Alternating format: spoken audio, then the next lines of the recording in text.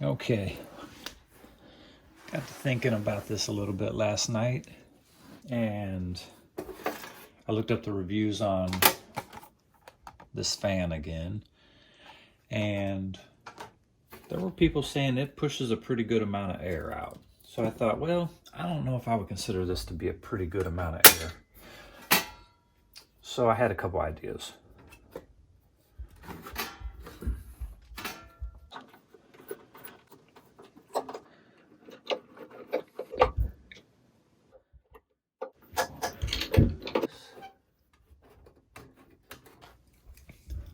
Okay, so here, let's try this again.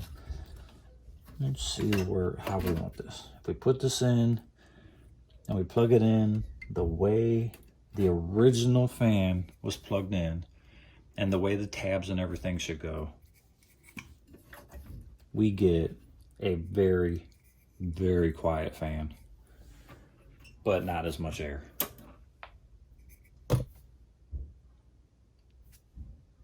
And that might be enough air, I don't know.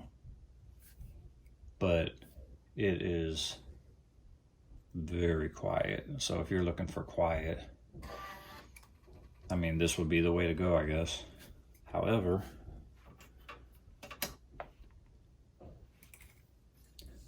I'm looking for quiet and something that's actually going to, let me try this. Actually going to cool this beast. Okay. Plugged in like that, we get nothing. Because I think all that's happening there is the ground and the sensor are on the pins. Now I'm going to flip it. And if I put it in like that, which you wouldn't even be able to do. It literally, plugging it in this way that seems to be getting the right amount of output completely would break that tab off that I broke the other day anyway.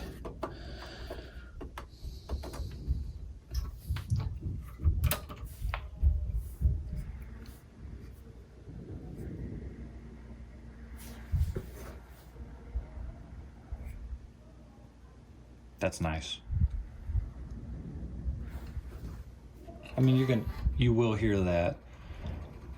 And then if you got it pushed to where it's kind of hitting against the wall, it might be a little louder or something, but unless you're sitting right next to this, that is not a problem.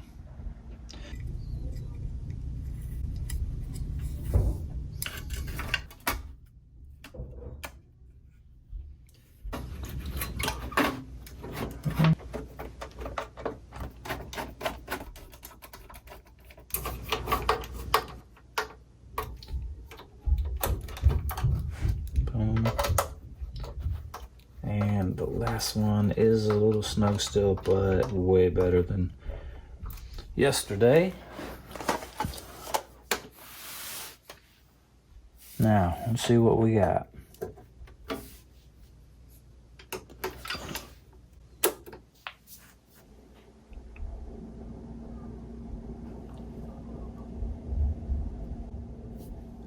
Plenty of airflow. You can hear it. But not that bad. It's not bad.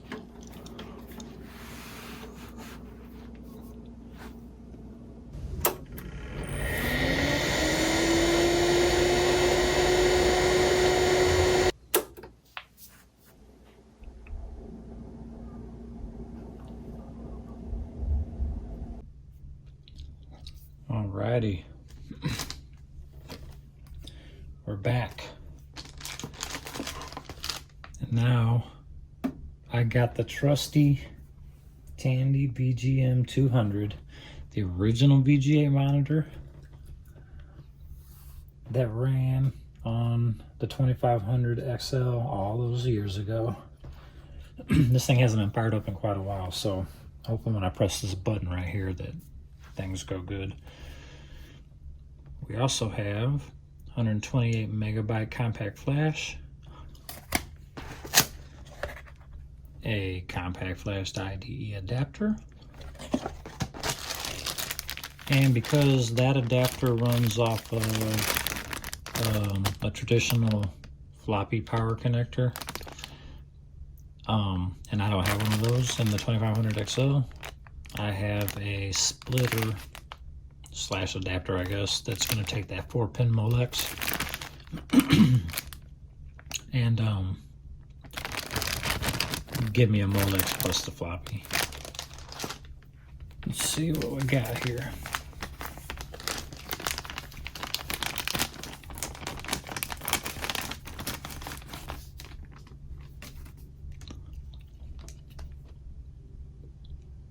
Not bad. Looks nice. So floppy power connector goes there. IDE cable goes here. Not sure what these are for. And compact flash card slides right in there. Let's see. What are those other pins for? CN4. CN4 is a 44-pin small form factor IDE connector. Okay, well, I won't be needing that, but I guess it's nice that I have it. So I wonder if there are any surprises with this. Installation. Insert the compact flash. Change the jumper setting to match your config. So what jumpers do we got? External power. I guess tell it which IDE connector you want to use. Ooh, and then the compact flash voltage selector. Ooh. What's the voltage of this? I'm betting it ain't gonna tell me. Okay, well, we might have to make a guess on that. 5 volts or 3.3 volts. And then if you want it to be in master / single or slave mode. Okay. I guess the stars are the default. So the default is, oh, you can get power from the IDE connector. Interesting. Okay, so the default is external power. That's what we're gonna do. Default is 5 volts. I guess that's what we're gonna do. And then the default is single drive. All right, let's plug it in. So Dad's 2500 XL shipped with a 52 megabyte hard drive. So I didn't want to go that small, but I didn't want to go like gigantic. So I got a 128 megabyte drive. And we'll just partition it however many partitions we need to use. I don't see that it's keyed in any way. So I'm just gonna go face up. Now there we go. Slidey.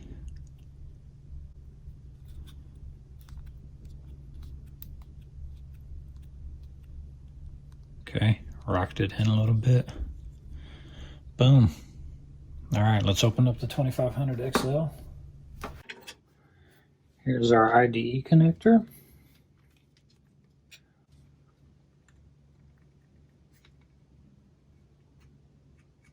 We just doubled the storage. Doubled the storage of this bad boy and made it silent. So I'm gonna have to find somewhere to put this so it's not like shorting out on things and whatever else. Oh, duh. What about this?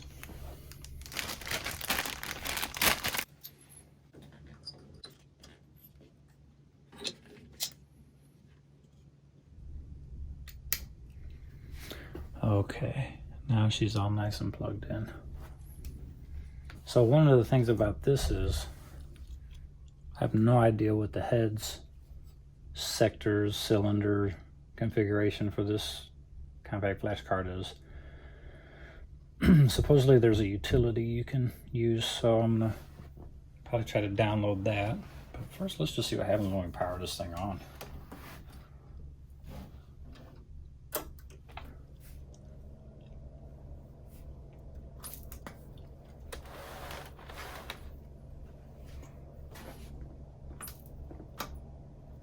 Oh.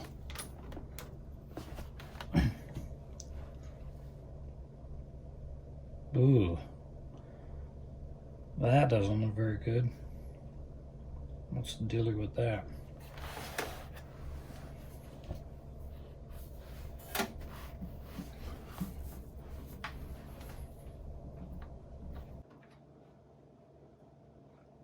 Well, that sucks. Operation Tandy 2500 XL for Christmas is not gonna be the same if we can't use this monitor.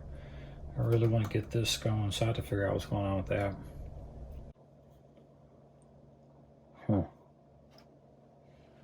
Not good.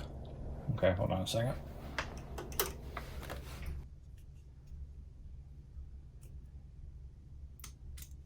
Unplug you. And unplug you.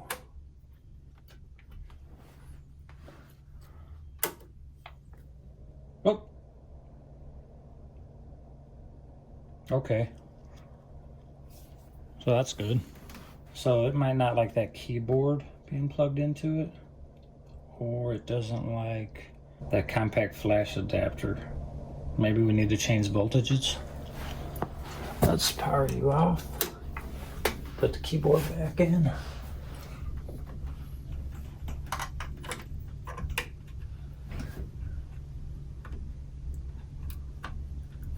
Okay, keyboard in, and it worked. Now, when we plug this back in, what happens?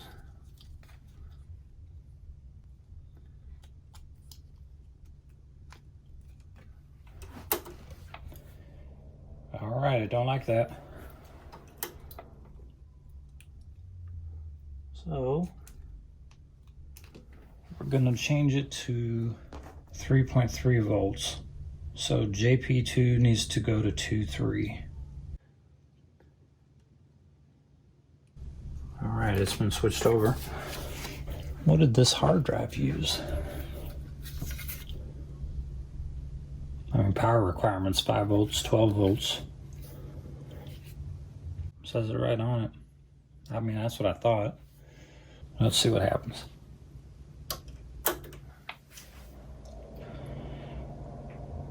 Boo.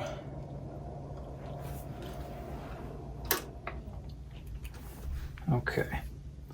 Since that didn't make a difference, we're going to put it back to 5 volts because that's where I think it should be. Let's take the card out.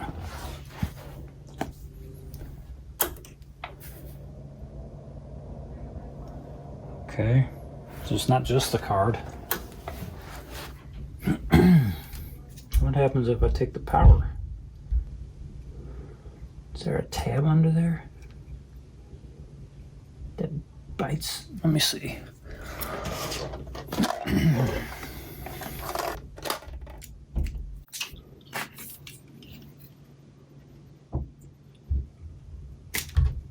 Okay.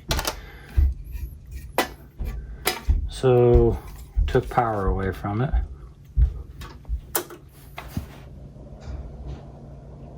It's still not good. So it just hates even having this connected to the IDE connector.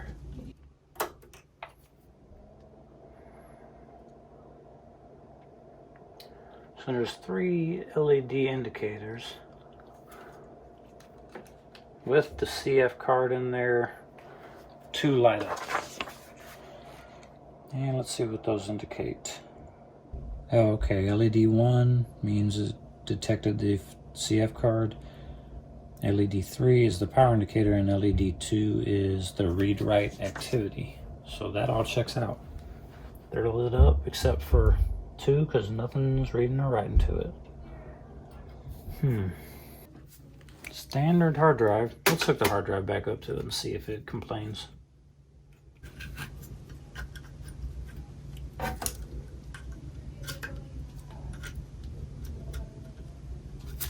Okay. Zero. Oh, right there.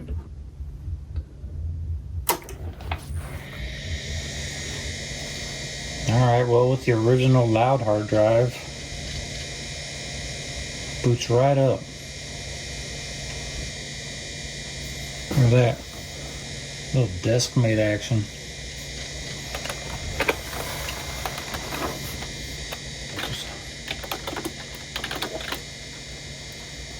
Got a floppy in there. Setup XL, that's what I was looking for.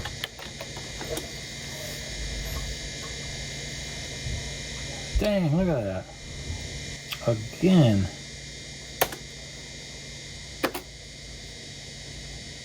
Okay, it did look like it kept the hard drive settings. Kinda. Well, that tells us one thing. That it does not like having this. Which all the crap I bought for this was like 30 something bucks. I don't want to waste it.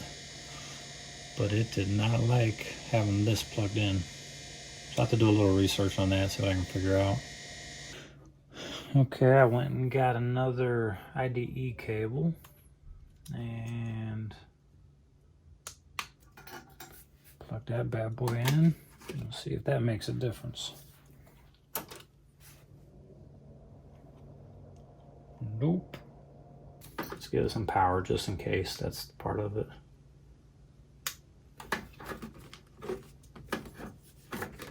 I mean, I guess I could have got a bad adapter. Another thing I could try is putting this card in that has an IDE connector on it and then plugging this into the card instead of the onboard. But boo, I don't want to do that. Maybe I'll take these cards out. Maybe there's some sort of conflict.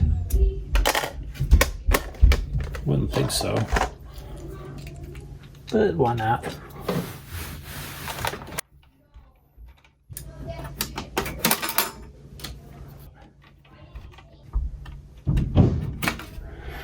And here's a sweet little Sound Blaster. The old original 8-bit Sound Blaster card, wow. 1991. Okay, all cards are out. Now we take you, plug you back in, plug you back in.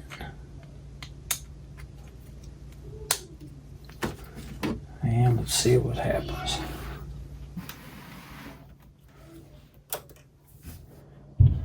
No dice. It was worth a try.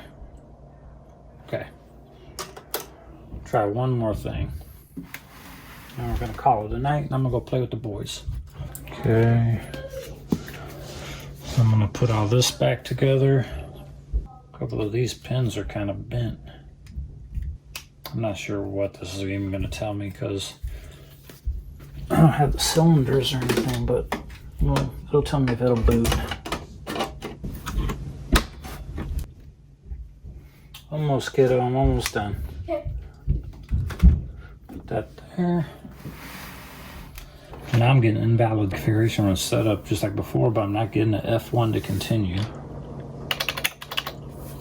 And also, I'm not lighting up.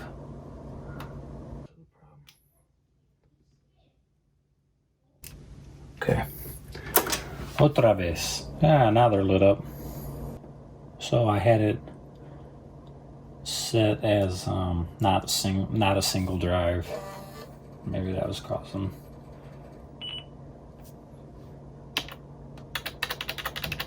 So that got rid of that long pause while it was, I guess, trying to figure out what was what in terms of extra drives or whatever.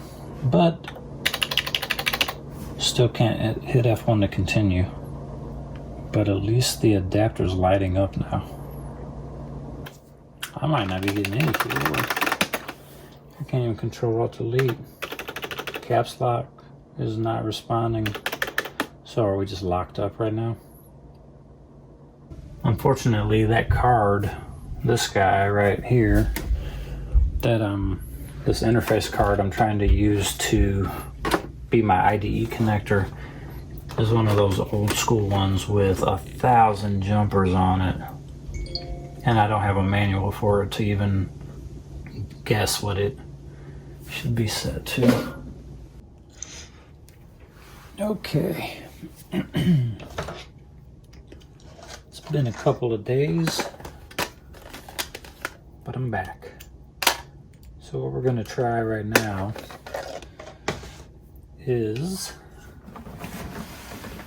popping that CF card in a different system and seeing if it exhibits the same behavior. And if it does, that's going to tell us that we probably just got a bad CF card adapter. There we go. I'm kind of hoping that's the case, because then maybe this is easy. I just get a new one and the Tandy starts working right. This case dates back to a Hackintosh I built back in 2008. And it was like a, what did I have in that? Core 2 Duo maybe? I ended up putting a GTX 1050 Ti and a Xeon processor in it, using this mod and letting my son game with it for a while. But now he's got his own little desktop gaming system that's faster than this probably. The plastic on this IDE connector just got a little snappy. That kind of sucks. So you can see all these little pins coming through the ribbon are covered with this, and this thing just popped right off. Okay, had to go get a different IDE ribbon. Okay.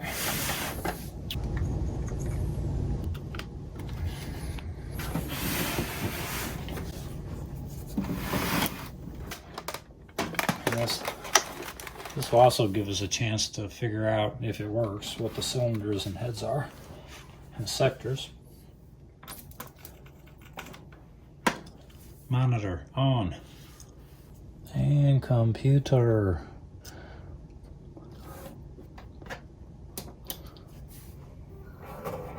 Man, I forgot. This thing was a good little system. I took the SSD out of it. They had the OS. I should pick up another SSD for it and just set it back up as another gaming rig. It worked okay. Anything?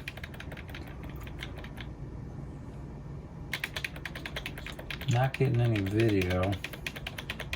Let me plug this into the onboard VGA, hoping that that would just work, but maybe that's disabled when I have that card in there. Is this exhibiting a similar problem to the Tandy? No, I don't think so. Okay. Crap. Guess I'll go pull out another monitor.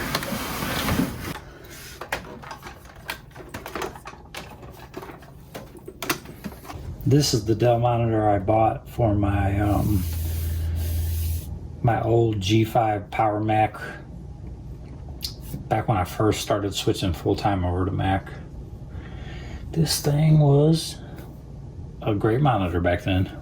Okay, let's see what happens.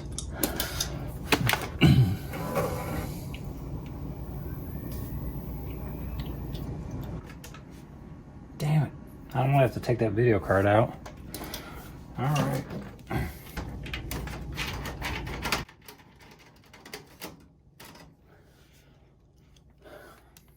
So maybe this detects when you, or I have it set up this way, or I'm not sure, but maybe it detects when you have a discrete graphics card plugged in, and if so, it will disable the VGA, the onboard VGA.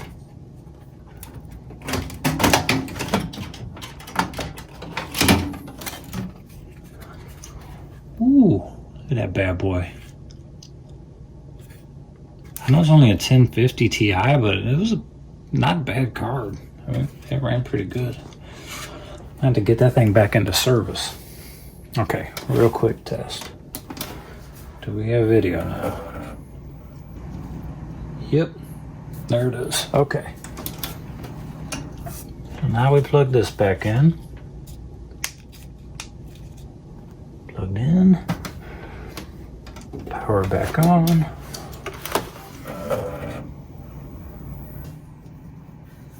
We got video. Let's go ahead and enter setup.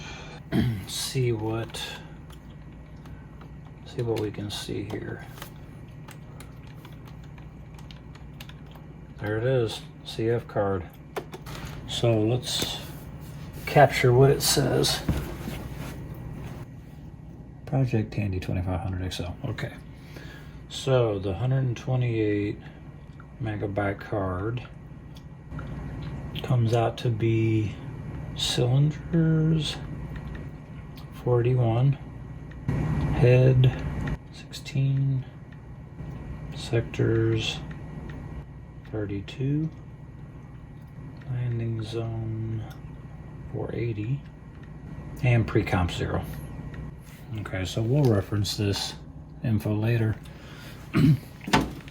Probably going to use a utility that will run directly on the Tandy that should give us the same exact information as that, hopefully. So I guess that's the good news, that we got that info and we got it working. The bad news is it worked, which means we got some other compatibility issue keeping the Tandy from booting up and outputting video properly when it's plugged in. Alright, we're going to try to not break this IDE cable that I'm trying to pull out here. And I am a little paranoid after the last one broke so easily, because that one that just broke was nowhere near as old as this one is. So this one here is a lot newer. We'll see how this does. It'd be awesome if I just plug this cable in and it works. Like, oh wow, it's just a cable compatibility problem. Ugh. Kidding me? This one...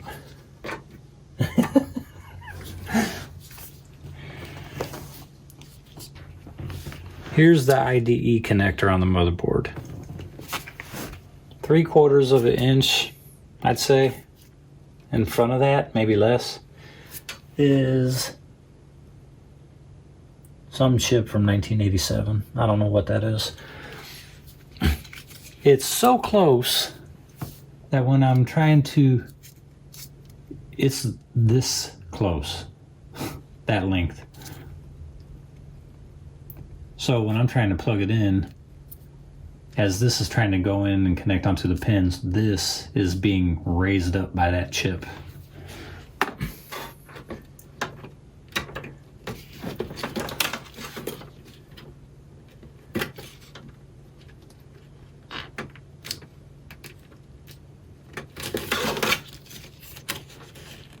Okay, I cleared the chip, it looks like. I get this in there. Boy, that's in there snuggy, real snuggy. So yeah, that's in there real snug. Hopefully when I pull that out, that one doesn't break. So we need our adapter. And use this box to keep it off of the... All right. Monitor. On. What was all that popping? Okay. Oh, it went off.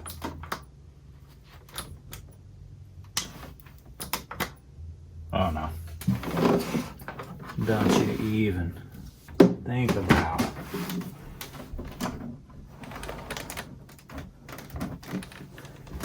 This monitor has to keep working.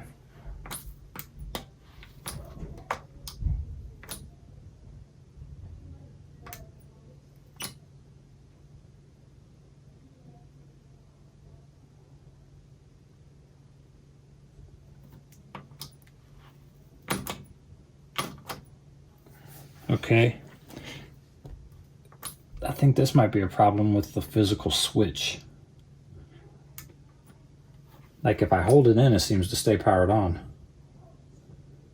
It just doesn't want to stay. Okay, well, let's see what happens here. On.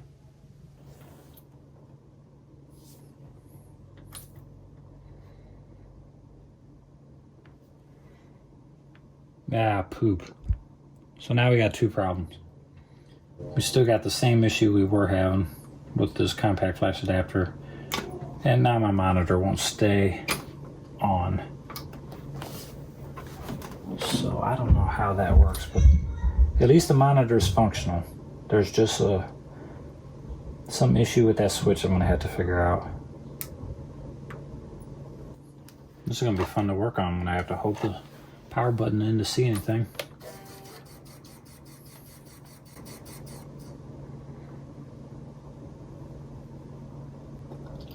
Man, I remember seeing Rise of the Dragon running on this, on the 2500 XL and this monitor, and being able to see the glint in the main character's boss, I think. You could see like the glint of light reflected in his eye. It was just so sharp and clear. Okay, give me the F1. What's going on?